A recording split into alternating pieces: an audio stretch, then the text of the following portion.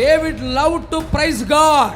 దావీదు దేవుణ్ణి స్తుతించటములో ఒక అద్భుతమైన వ్యక్తిగా మనకు కనబడుతున్నాడు. అంటే స్తుతిని ప్రేమించాడు దావీదు గారు. స్తుతి తన జీవితంలో ఒక భాగం అయిపోయింది. స్తుతించకుండా దావీదు ఉండలేడు. ఖచ్చితంగా దావీదు గారు దినమునకు 7 మార్లు నేను నిన్ను స్తుతిస్తున్నాను. దేవుణ్ణి స్తుతించటం కంటే శ్రేష్టమైనది ఏది దావీదు గారి జీవితంలో లేదు. స్తుతి మన స్థితిని మారుస్తుంది. ఆనాడు దేవుని ప్రజలు స్తుతించగా ఎరుకో గోడలు కూలిపోయినాయి. ఆనాడు యెహోషాపాతు కాలములో ప్రజలు స్తుతించగా దేవుడు మాటుగాండ్రుని పెట్టి శత్రు సమూహమును దేవుడు హతమార్చాడు.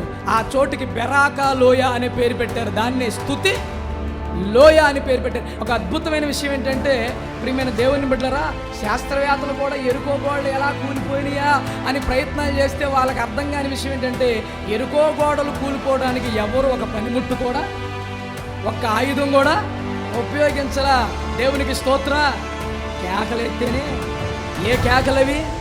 స్తుతి కేకలు, ఆరాధన కేకలు. ఆరాధనలో, స్తుతిలో అంత గొప్ప శక్తి ఉంది. ఎప్పుడు మన నోటి నిండా ఏముండాలి?